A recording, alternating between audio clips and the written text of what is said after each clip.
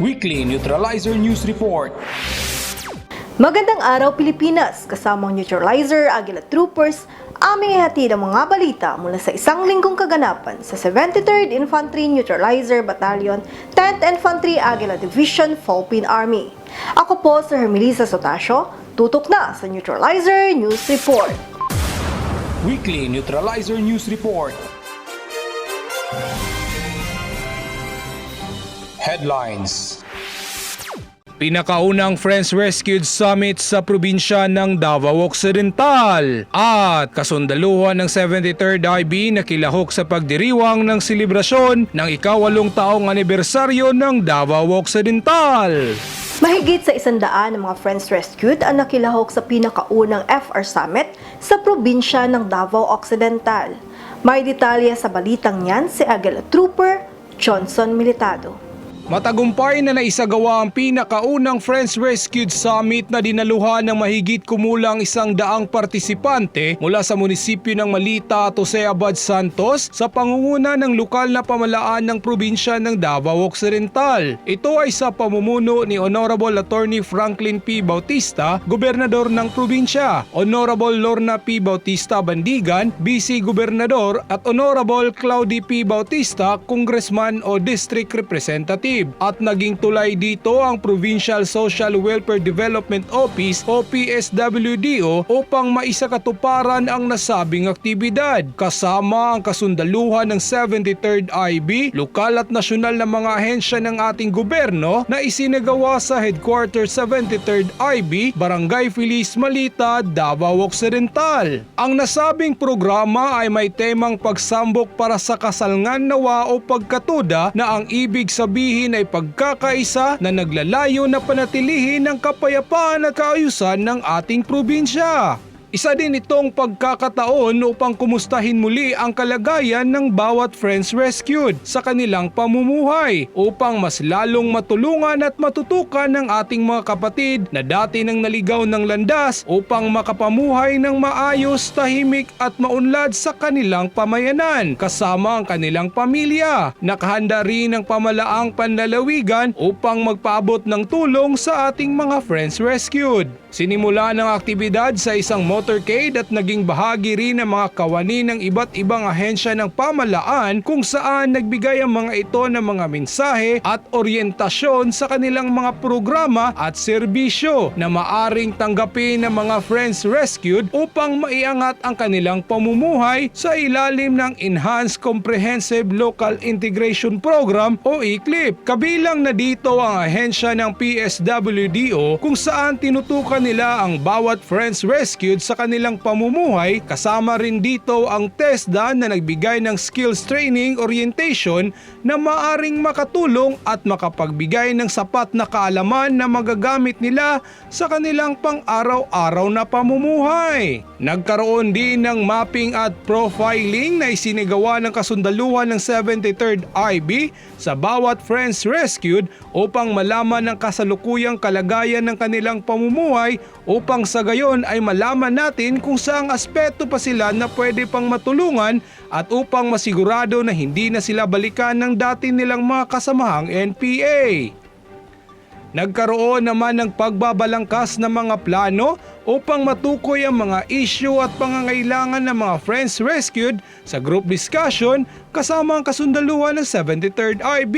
Binigyan din sila ng pagkakataon na makapaglaro bilang bahagi rin ng kanilang team building activities at pagkakaroon ng spiritual enlightenment. Ang mga ito ay napapaloob sa Executive Number 17 na bumubuo ng National Task Force to End Local Communist Armed Conflict na kung saan ang lahat ng mga ehensya ng pamalaan, maging nasyonal o lokal, ay may mahalagang tungkulin sa pagkamit ng tunay na kapayapaan, kaayusan at matuldukan ang matagal na problema ng bansa hingil sa terorismo.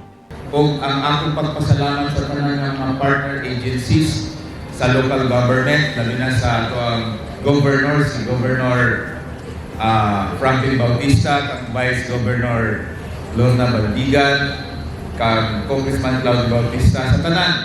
No?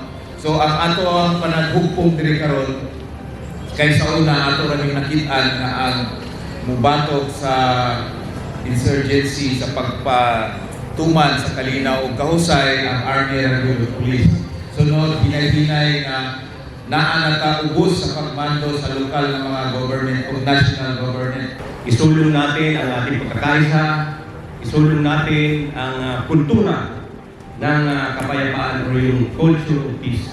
So, kaya sa lokal na pamahalaan ng Davao Occidental at sa ating mga partner agencies, maraming salamat sa ating pagkakaisa para sa tunay na pagbabago ng ating bayan.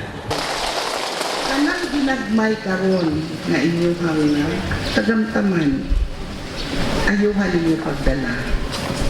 Basin pa puhon, kanalagamay, kunangbo. Ako lang pangamuyo sa inyo, naalang ni Dere, naalang ni sila tanan, naasibatkom, ang mga kapulisan, ako na pong gialarma, naalang ni tanan sa inyong likod. Ayaw na ikaw magbalik. Mag-uban na kanina tanan. Salamat at ang ko sa mga. Mula dito sa munisipyo ng Malita, probinsya ng Davao Occidental, Aguila Trooper Johnson Militado para sa Neutralizer News Report. Tampok sa iba't ibang aktibidad, programa at kasiyahan sa pagdiriwang ng ika-8 taong anibersaryo ng Araw ng Davao Occidental. Pinamalas din ng mga kasundaluhan ng 73rd IB ang mga gamit ng Philippine Army at naghikayat ng mga kabataan na pumasok sa serbisyo upang makapaglingkod sa bayan. May detalye sa balitang niyan si Aguila Trooper Johnson Militado.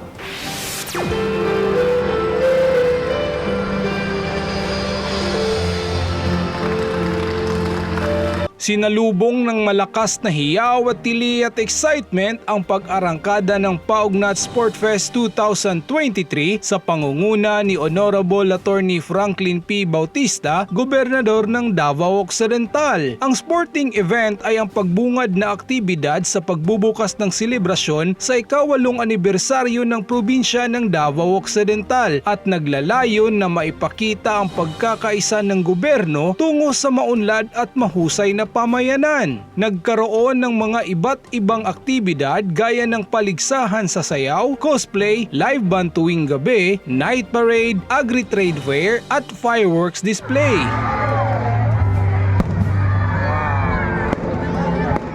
Kaya dahil dito, hindi matatawaran ng saya ng mga tao na pumunta sa nasabing pagdiriwang. Bukod sa tagisan ng mga talento, highlight din sa okasyon ang isinagawang static display ng kasundaluhan ng 73rd IB na pinapakita ang mga modernong armas, mga kagamitan at husay ng Philippine Army. Nagbigay impormasyon na rin ang mga kasundaluhan ng 73rd IB sa mga kabataan tungkol sa Army recruitment. Nagkaroon din ng motorcade na nilahukan ng mga iba't ibang ahensya ng gobyerno, mga municipal LGU mula sa Santa Maria, Malita, Don Marcelino, Jose Abad Santos at Sarangani. Kasama rin dito ang kasundaluhan ng 73rd IB, non-government organization, mga pribadong sektor at stakeholder.